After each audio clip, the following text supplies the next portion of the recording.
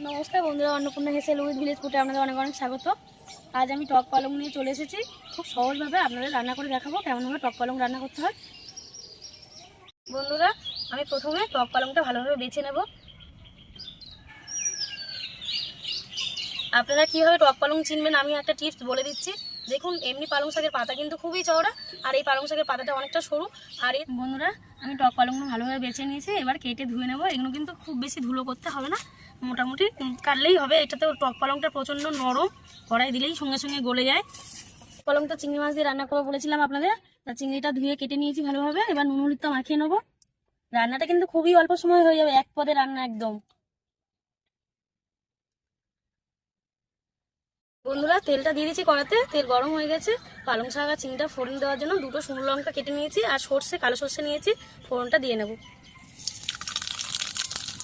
ফোড়নটা ভাজা হয়ে গেছে ভালোভাবে। এবার আমি চিংড়ি মাছটা ওই তেলেতে দিয়ে দেবো।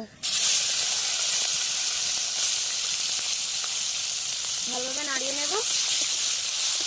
তেলটা কিন্তু বেশি পরিমাণে দিয়ে দিয়েছি একেবারে রান্নাটা করার জন্য।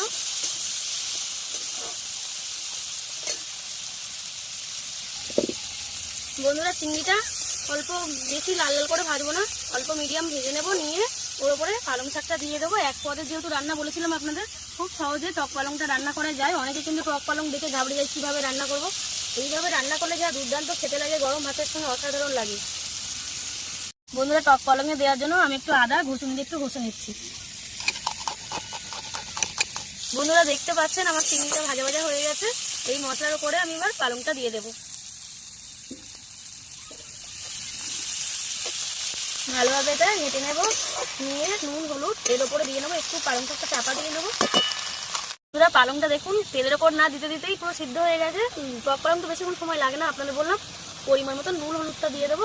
যেহেতু মাছেতে হলুদ নুন দেওয়া ছিল, খুব অল্প পরিমাণে দিতে হবে। শাকে তো খুব বেশি নুন হলুদ দেয় না। পরিমাণ মতন চিনিটা দিয়ে দেবো। চিনিটা দিলে টেস্টটা সুন্দর আসে। এটা আপনারা দিতেও পারেন, নাও দিতে পারেন, তবে দিলে টেস্টটা সুন্দর আসবে। বন্ধুরা, রান্নাটা আমার হয়ে গেছে। টক পালং আর চিংড়ি দিয়ে যে রান্নাটা, এবার আমি নামিয়ে নেব।